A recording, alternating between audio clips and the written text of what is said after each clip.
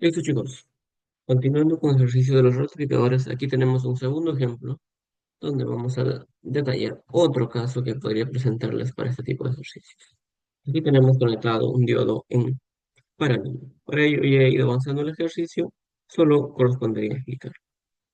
Muy bien, como sabemos, en este caso tenemos una señal de entrada que ya no es estable, sino que es una señal sinusoidal, una señal alterna que varía en función del tiempo y oscila desde semiciclos negativos a positivos, ¿no? De esa forma. Entonces, lo que yo recomiendo para esos casos es resolver el ejercicio centrándonos de cómo varía la señal de entrada. Entonces, para ello, mi primera condición es evaluar el ejercicio cuando tu señal de entrada es negativo, o sea, es en el semiciclo negativo. Y en función a ello, vamos a dibujar otra vez el circuito de cómo quedaría, ¿no? Entonces, sabemos que si tu señal de entrada está en el semiciclo negativo, quiere decir que el flujo de corriente va a ir de mayor potencial a menor potencial. Por lo tanto, generaríamos un lazo antihorario, ¿verdad? Como estamos marcando aquí. Entonces, si el flujo de corriente está en sentido antihorario, notamos que el flujo de corriente para el diodo vendría desde ánodo hasta cátodo, ¿no? La cual es la polarización correcta. Por lo tanto, quiere decir que para esta condición el diodo funciona. Entonces, es por tal motivo que estamos dibujando aquí nuestro primer circuito, tal como se lo tiene en el original. Una vez ya habiendo hecho el redibujo, aquí tenemos nuestro circuito. Lo que nos piden es determinar el voltaje de salida.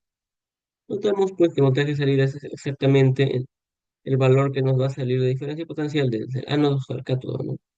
Pero hay una particularidad de que en este caso la polarización del voltaje de salida con la polarización del diodo está en sentido inverso, porque el flujo de corriente va desde ánodo hasta cátodo, mientras que la señal de salida está desde cátodo hacia ánodo. Por lo tanto, voltaje de salida sería menos voltaje del trabajo. Ya tenemos nuestro primer caso. Ahora vamos a centrarnos en un segundo caso que nos faltaría abarcar. Si ya abarcamos todo el semiciclo negativo, ahora nos faltaría todo el semiciclo positivo. Entonces, otra vez evaluamos.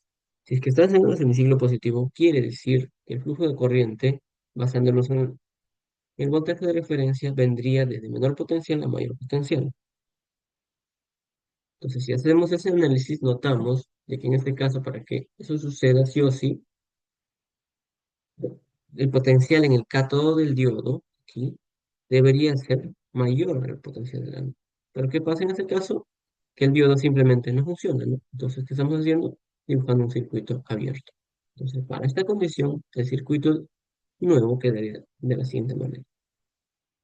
Ahora también recordar de que cuando no hay corriente, porque el circuito no cierra correctamente, quiere decir que la corriente que pasa por todas las líneas es cero, ¿no? Pero eso no quiere decir que no haya voltaje. Por lo tanto, si aquí tenemos tierra, 0 voltios, se distribuye por toda esa línea, ¿no? Eso es por un lado. Por otro lado, aquí tenemos V sub I, como aquí no hay corriente, quiere decir que aquí también sigue siendo VI. Por lo tanto, llegamos a la conclusión de que la señal de salida es exactamente igual a la señal de entrada.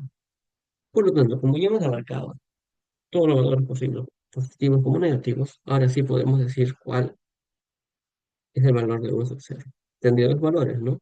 Menos voltaje de trabajo del diodo para todo voltaje menor a 0 voltios y voltaje de entrada para todo voltaje de entrada justamente mayor a 0. En función de ello, vamos a dibujar cómo quedaría nuestra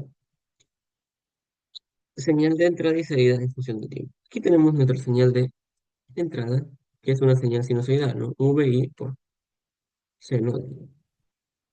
Entonces tenemos la señal original que varía desde menos V sub I hasta más V sub I.